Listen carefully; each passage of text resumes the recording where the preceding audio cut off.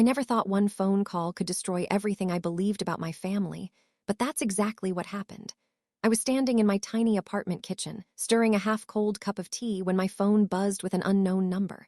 Normally, I ignore those calls, but something instinct, fate, whatever you want to call it, made me pick up. "Is this Emily?" The voice was shaky, old, almost trembling. "Yes, who's calling?" I asked, confused. There was a pause so long I almost hung up. "I'm sorry," he finally said. "I've spent 30 years trying to find the courage to call. I knew your mother, and I think you deserve to know the truth about your family."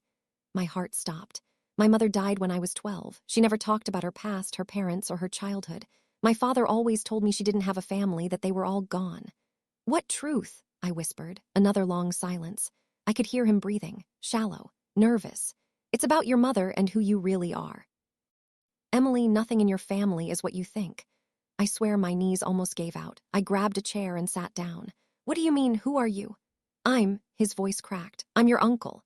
My stomach twisted so violently I thought I might throw up. That couldn't be right. My dad always insisted Mom had no siblings, no cousins, no extended relatives, nobody. "My mother didn't have a brother," I said firmly. "She did," he said softly. "But she ran away from us 32 years ago. We've been searching for her ever since, and for you." I didn't know what to say. All I could hear was my blood pounding in my ears. "What do you want from me?" I asked carefully. "To tell you the truth she never could," he replied. "About our family, about why she left, and about the danger you might be in now." Danger? I laughed nervously because what else do you do when a stranger calls claiming to be your long-lost uncle and says you're in danger? "I don't understand. What are you talking about?" He sighed, exhausted. "I can't explain everything on the phone. It's too long, too painful, and too dangerous to discuss openly." Then he added, "Please meet me just once. You deserve answers." I hesitated. Every instinct told me no. Every logical part of me screamed this is a scam, but something else, something deeper, whispered that he was telling the truth. "Where are you?" I asked cautiously. "In Willow Creek," he said. "The town your mother and I grew up in." The same town my father forced us never to visit. I didn't say that out loud. "Send me proof," I said instead. "Something real." He was quiet again. Then he said, "Check your email. I'm sending you a photo only your mother would know." Seconds later, my phone pinged. My heart nearly fell out of my chest. It was a picture of my mother at age 17, standing between a small girl and a boy. The girl looked maybe 6, the boy maybe 8. My mother's arm was around the boy. The boy looked exactly like me. Same eyes, same smile, same dimple on the left cheek my breath caught. "How did you get this?" I asked in a shaking voice. "Because I'm that boy," he said softly. "I'm your mother's brother, and the little girl with us is your mother's sister." I stared at the photo until my eyes burned. Mom never told me she had siblings, not a hint, not a photo, not a letter, nothing. Why would she erase her entire family? My voice barely came out. "If she had a sister, too." "Where is she?" Silence, then a whisper. "That's why I'm calling, Emily. Your aunt is missing."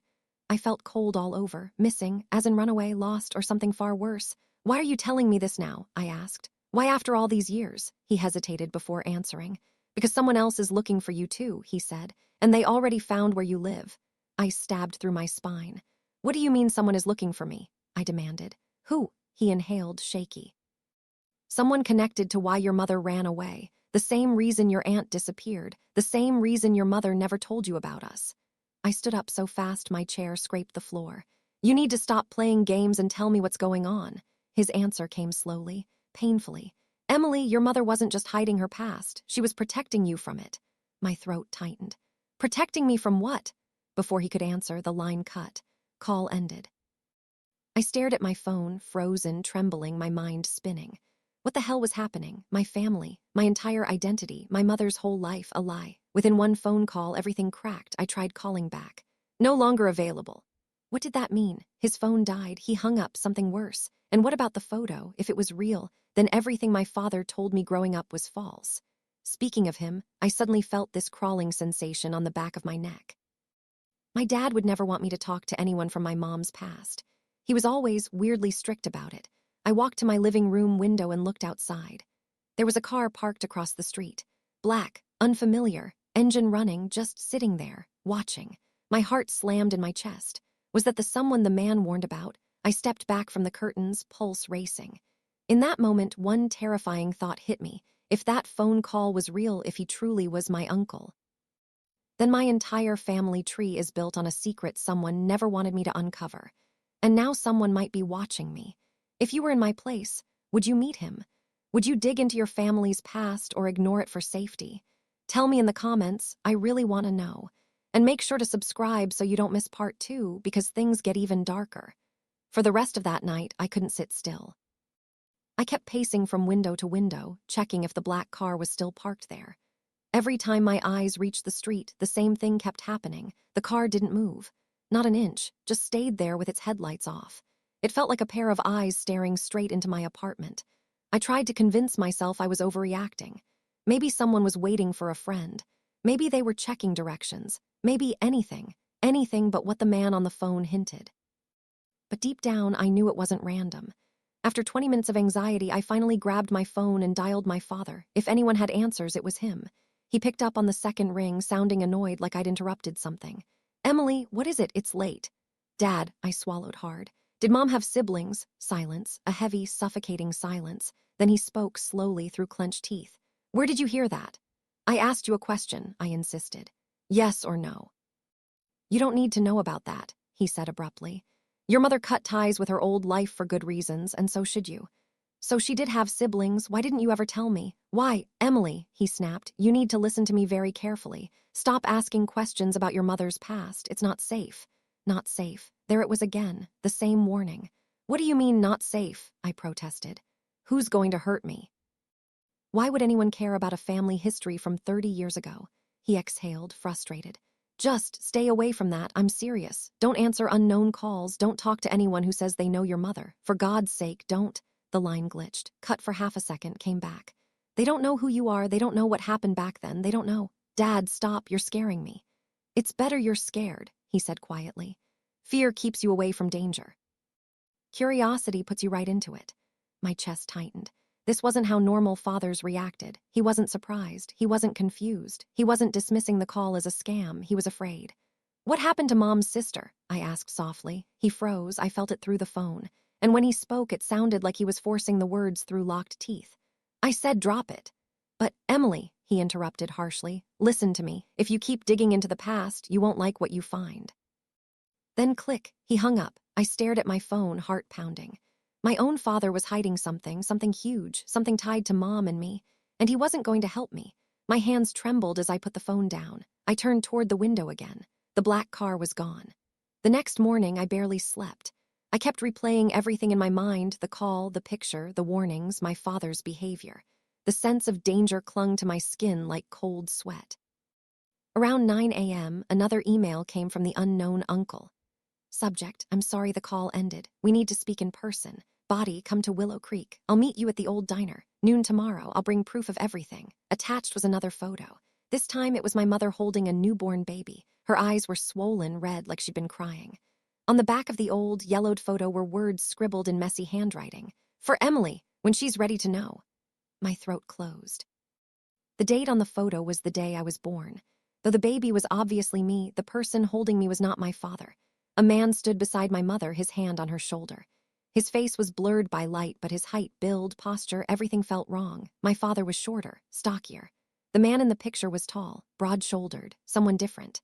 Someone Mom trusted enough to be in her hospital photo. My head spun. Who was he? Why was Dad in the picture? Why did Mom keep this hidden? Why did she want me to know only when I was ready? Was this why Dad reacted so strangely? Was this why he didn't want me asking questions? Did this photo mean no? No, I couldn't think that. I wouldn't think that. I needed answers. I clicked reply. "I'll come." That night, I couldn't breathe. I kept staring at the photo until tears burned the corners of my eyes. Mom looked terrified in that picture. Guilt and fear mixed on her face. Whatever happened, whatever she ran from. She carried that pain all the way until she died. And now she passed it to me. I lay in bed, staring at the ceiling, restless. Somewhere between fear and exhaustion, I whispered to the darkness, "Mom, what were you hiding from me?" Sleep finally came, but it wasn't restful. Every dream was full of shadows, whispers, and someone calling my name. The next morning, as I packed a small bag to leave for Willow Creek, I felt something strange, a pull. Like a thread tying me to the past, tugging me toward the truth. I didn't know what I would find, or who, or what kind of danger my father was warning me about, but something in my gut told me this trip would change everything.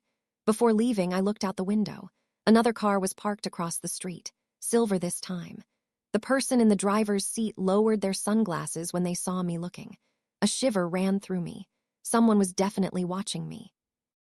And for the first time, I realized the truth. This wasn't just a family secret. This was something bigger, something someone didn't want uncovered. I grabbed my keys, exhaled, and whispered, "Whatever happens, I need to know." And I walked out the door.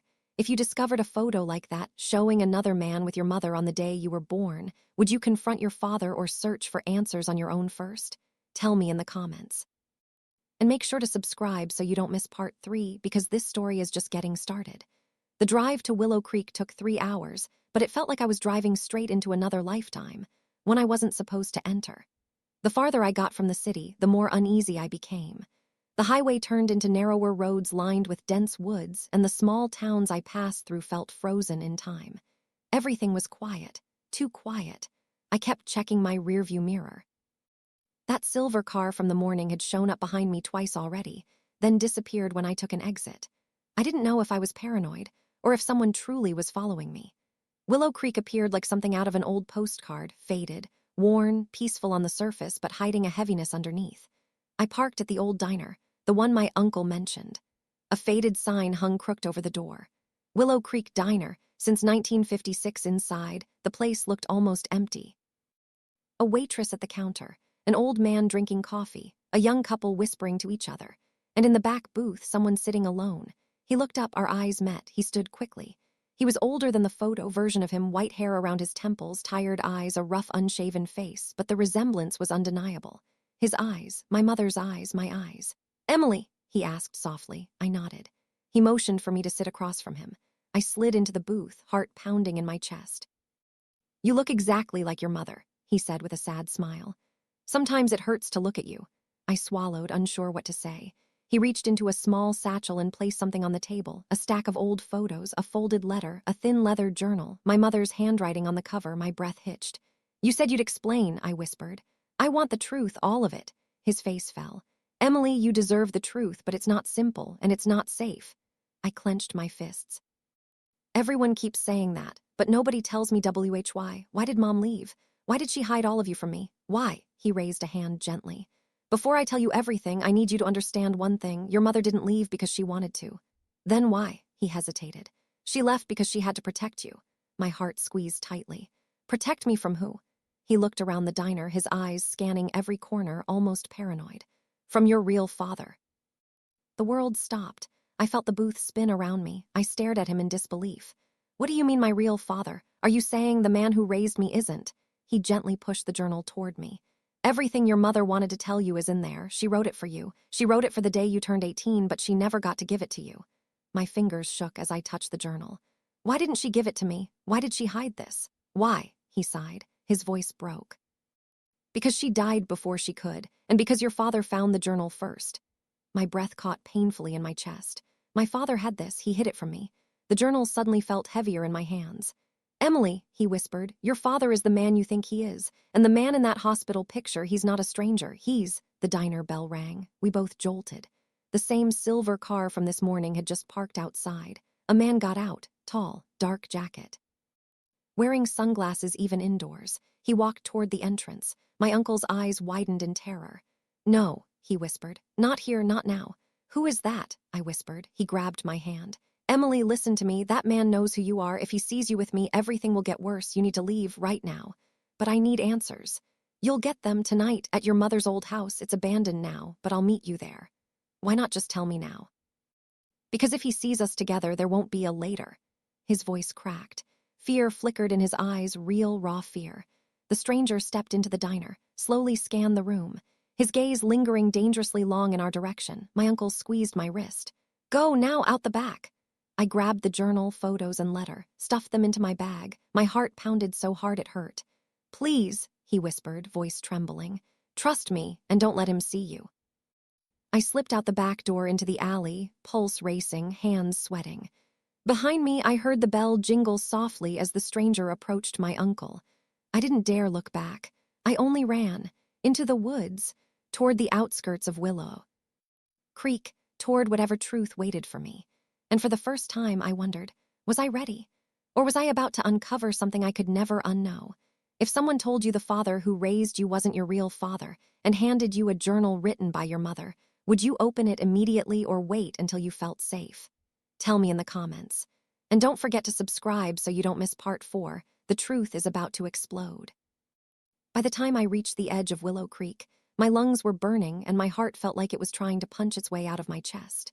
The woods around me were eerily quiet, the kind of quiet that makes your skin crawl and your mind imagine shadows where there are none. I hid behind a cluster of trees, trying to steady my breath. My hands were trembling too much to even unzip my bag at first. When I finally got it open, I pulled out my mother's journal. It was small, wrapped in faded brown leather with the corners worn down by time. I ran my thumb across her handwriting etched on the cover. "For Emily when she's ready." My throat tightened. I'd waited my whole life for something like this. A piece of her. A truth. A whisper from the past that finally explained why she was always so scared, why she cried some nights thinking I was asleep, why she told me she loved me more than anything in this world, even when she didn't explain why it sounded like a goodbye. I sat under a tree and opened the journal. The first page was dated June 11th, 1993. "If you're reading this, Emily, it means I failed to protect you the way I hoped I would." Tears blurred my vision instantly. I never wanted you to grow up in fear. I never wanted you to inherit the darkness I've been running from. But I knew this day would come, the day when you'd start asking questions. And the truth is, I've been afraid of this moment for years. My hands shook. She'd written this knowing she might not be alive when I read it. I turned the page. "You deserve to know who your real father is. You deserve to know why I left my family, why we hid, why we changed our names, and why danger will always follow us." My breath froze. Changed our names, we hid. None of this matched the life I thought I lived. I turned the page again. "Your real father's name is Adrian, not the man who raised you. Adrian was the love of my life and the greatest mistake I ever made." A chill went through me. I didn't know who he truly was when I fell in love with him. I only found out the truth when it was too late, when I was already carrying you. My heartbeat thudded painfully. Adrian was part of something dangerous, something I didn't understand until after I escaped, something that took your aunt from me, something that killed people. My entire body went cold. I ran because I knew he would never let you go. I ran so he could never claim you. I ran to keep you alive. My breath hitched so sharply it hurt. My real father wasn't just some stranger. He was someone Mom was running from. Someone who had the power to make people disappear, including her sister. I turned the next page. "I know he's been looking for me for decades, and if he ever finds you, run, Emily. Don't let him near you. Don't trust anything he says. He will pretend to care. He will pretend to love. But it's not you he wants. It's power. It's control. It's legacy." My fingers tightened around the journal until my knuckles whitened. Legacy, family tree. The title of this story suddenly made sense in the worst possible way. The sound of a branch snapping jerked me back to reality. Footsteps. Someone was in the woods with me. I snapped the journal shut and shoved it back into my bag. My heart raced. I listened carefully. Crunch, crunch, soft but too close. I held my breath. "Emily!" A whisper floated through the trees. It wasn't my uncle. It was a deeper voice, masculine, calm, chilling. I slowly stood up. "Emily, I just want to talk."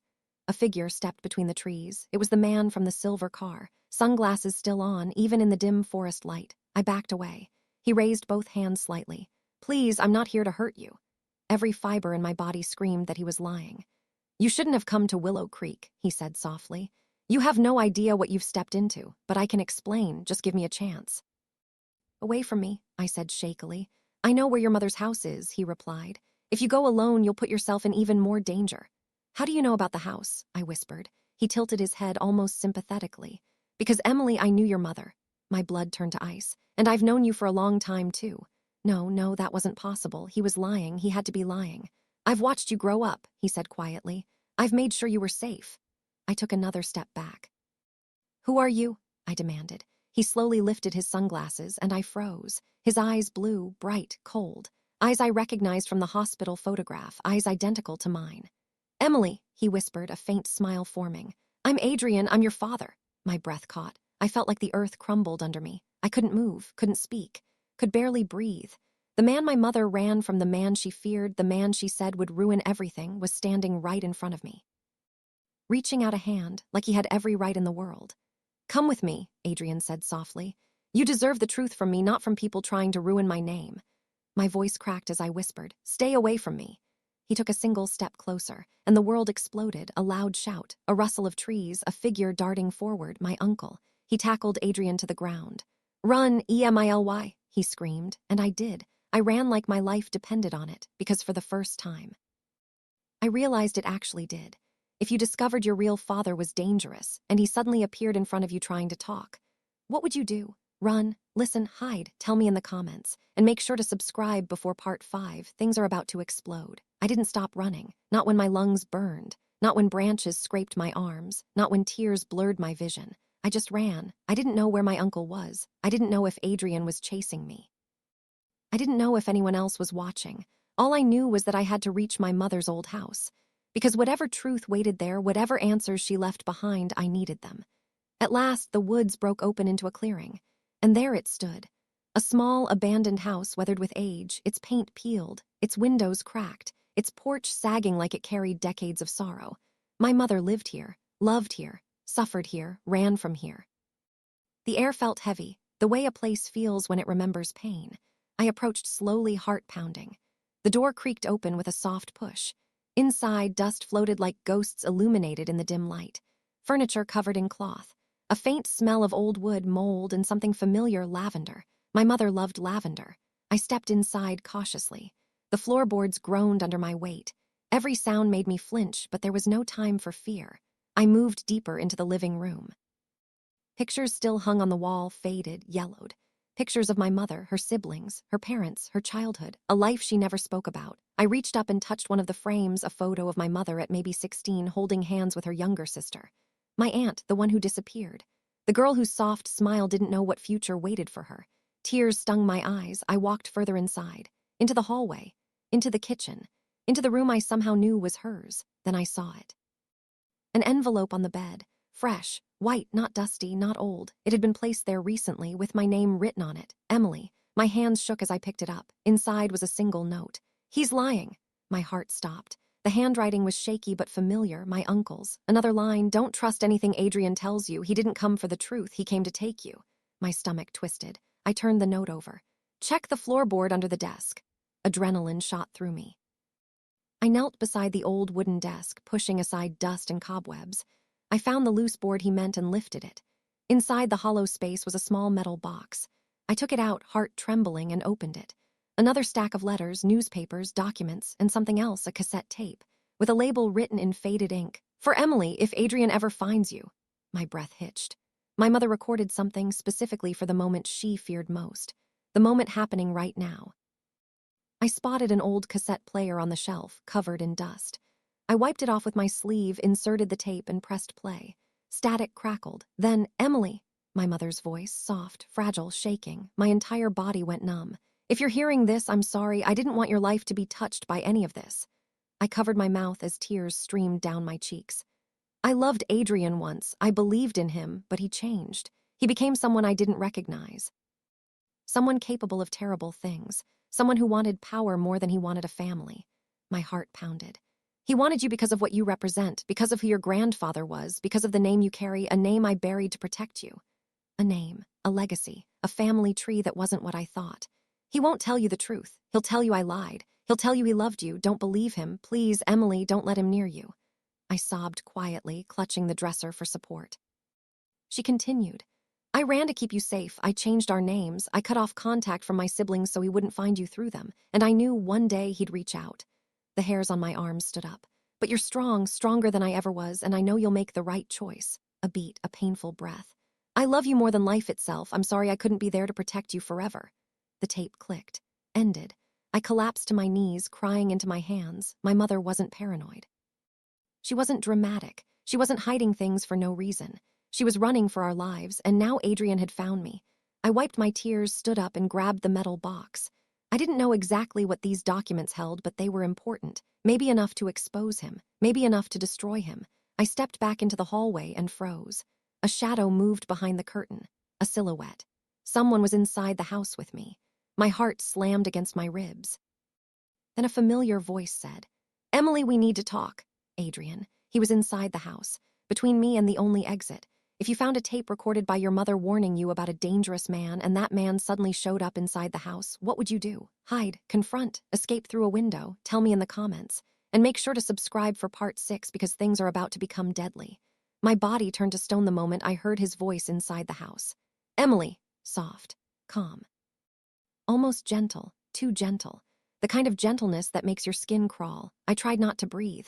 I pressed myself against the wall, gripping the metal box so tight the corner dug into my palm. The house was silent except for the faint sound of footsteps, slow, deliberate, confident.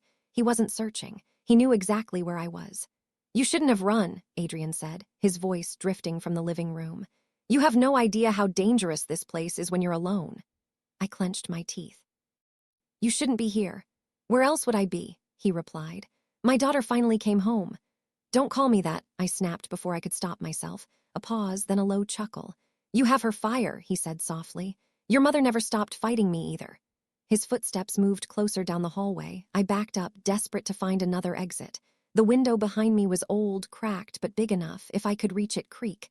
The floorboard outside the room groaned. It was right next to the door. I pressed my fingers to the window frame and pushed. It didn't budge, painted shut, of course. I swallowed hard. Emily, Adrian said through the door, your mother lied to you. I stayed silent. She twisted everything, he continued, voice smooth and steady. She ran because she was afraid of the truth. She didn't want you to know who you were meant to become.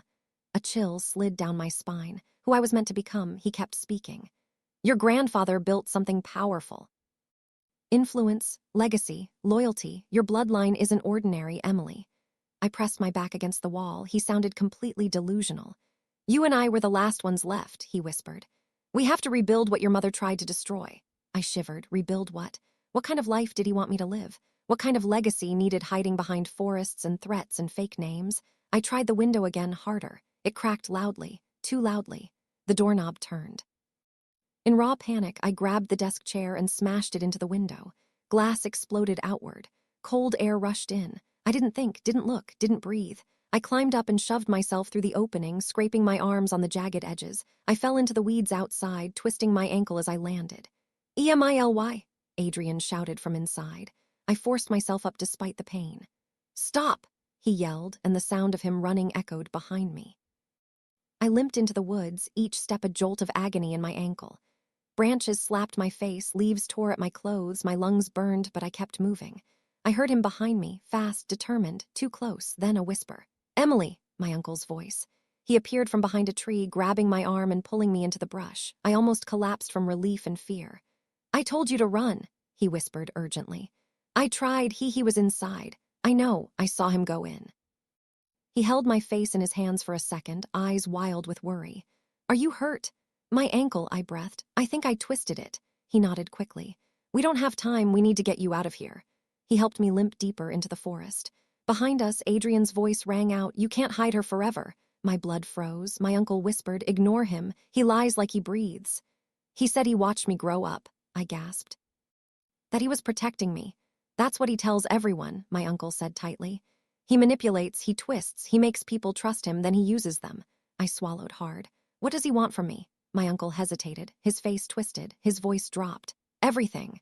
We moved further until we reached an old car hidden behind trees. He opened the passenger door and helped me inside. Where are we going? I whispered. To someone who can finally tell you the whole truth, he said. Who? He met my eyes. Your aunt. My heart stopped. My aunt, but you said. I said she disappeared, he corrected. I never said she died. Shock ripped through me. You found her, I breathed. No, he said. She found me last year and she's been hiding ever since. My hands trembled. Was she the missing piece, the one who knew everything? My uncle turned the key, but the engine sputtered, stalled. No, he muttered. He tried again, and again. The woods filled with the sound of the engine struggling. A twig snapped behind the car. My heart felt like it was going to burst. In the rearview mirror, a tall silhouette emerged from the shadows. Adrian, walking toward us. Slowly, confidently, like he already owned the ending. My uncle whispered, Emily, get ready to run. If your dangerous biological father was chasing you, and you found out your aunt was alive after everyone thought she disappeared.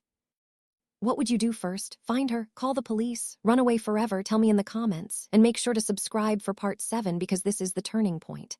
The car still wouldn't start. Adrian stepped closer, the gravel crunching under his boots, echoing like a countdown. My uncle twisted the key again, desperate. Nothing, not even a cough. We have to go, he whispered. Now. He grabbed my arm and I limped out of the car. My ankle screamed with pain, but adrenaline smothered it. We moved around the back of the vehicle and stopped dead. Adrian stood there, a chilling smile on his face. "Going somewhere?" he asked calmly. My uncle stepped in front of me, shielding me with his body. "Stay away from her." Adrian tilted his head slightly, amused. "Still playing the hero, little brother." Brother. The word cracked through the air like lightning. I froze. They were brothers. My uncle Adrian, my mother's brothers, not strangers. That meant my aunt didn't just disappear from circumstances. She disappeared because of him. Adrian took one slow step forward. "You've always interfered," he said, voice dripping with disdain. "Always trying to protect things that don't belong to you." "She's not a thing," my uncle growled. "She's family." "Family?" Adrian laughed lightly. "She's mine." My stomach twisted. My uncle clenched his jaw and whispered without turning, "Emily, when I say run, you run." I swallowed, terrified. I can't run fast." "You won't have to," he whispered back. Suddenly, my uncle shoved me sideways. "Run!" I stumbled into the trees, heart pounding, ankle dragging. I grabbed branches, rocks, anything to keep moving. Behind me, shouting, a scuffle, a grunt of pain.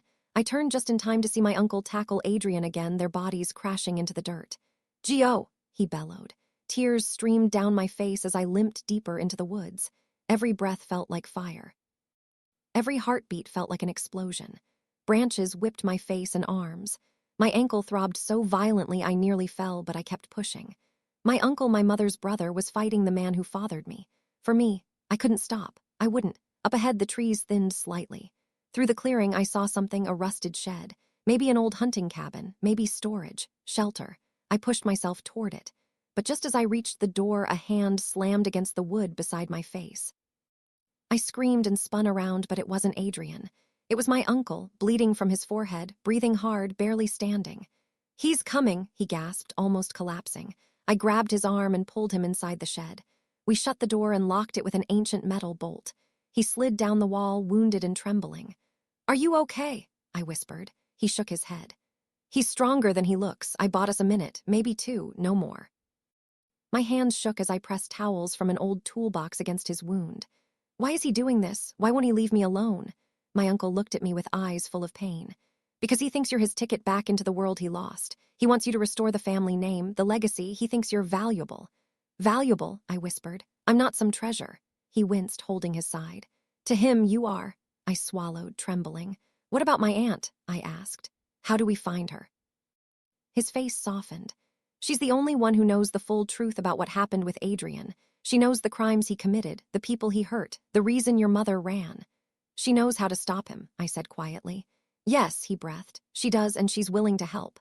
Again, a crunch of footsteps outside, slow, deliberate, my blood froze. "He's here," my uncle whispered. The doorknob rattled. Then Adrian's voice, muffled but unmistakable. "Emily, open the door." I backed away. The metal hinge buckled slightly. He was pushing it. "You can't hide forever," Adrian said gently.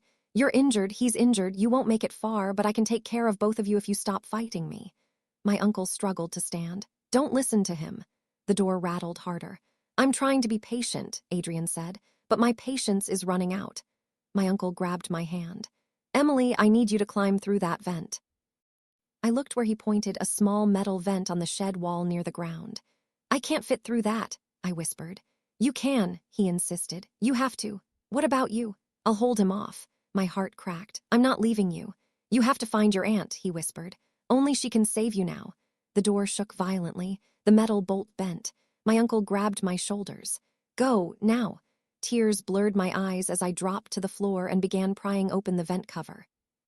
Behind me, the door finally snapped open. Adrian stepped inside. His eyes locked on me, crawling through the vent.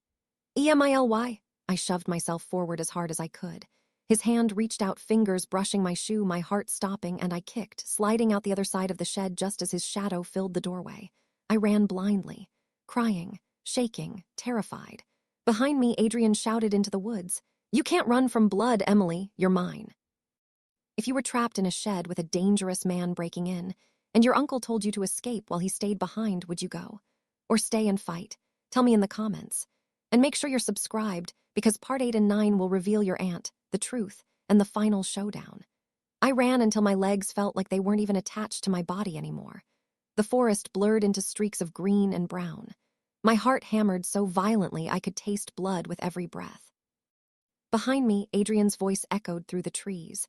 Threats, promises, something twisted between them. You can't outrun me. You're my blood. Stop running, EMILY. His voice was everywhere, inside my skull, under my skin. I didn't know where my uncle was. I didn't know if he was alive. I didn't know if Adrian was right behind me or a mile away. All I knew was one thing. I needed to find my aunt. She was the only person left who could help me survive this. The only one who knew the whole story. I limped deeper into the forest until the trees thinned and a narrow dirt road appeared. My ankle throbbed with every step, but fear numbed the pain.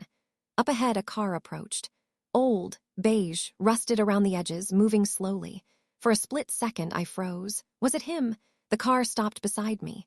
The driver's window rolled down, and I saw her. A woman in her mid to late 40s with soft eyes, tired lines on her face, and hair tied back like she never had time for herself. She looked so much like my mother that my knees almost buckled. Emily, she whispered, my throat closed. Are you? Yes, she said. I'm Lily, your aunt. I broke, not just tears, but every wall, every fear, every ounce of strength I'd been forcing myself to hold up. She jumped out of the car and caught me before I hit the ground. It's okay, she murmured.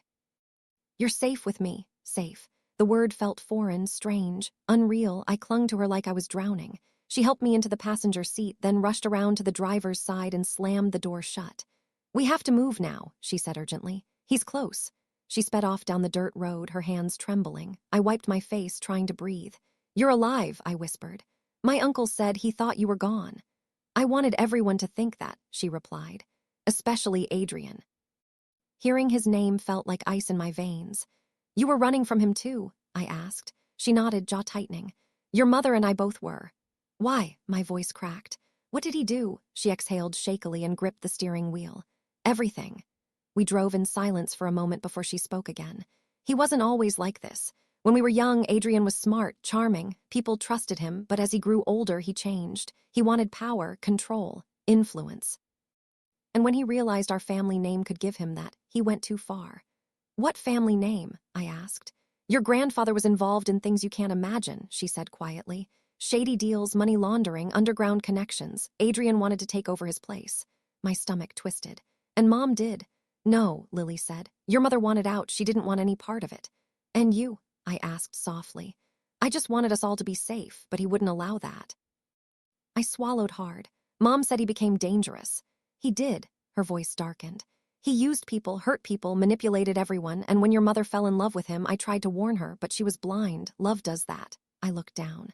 And then she had me, I whispered. Lily nodded.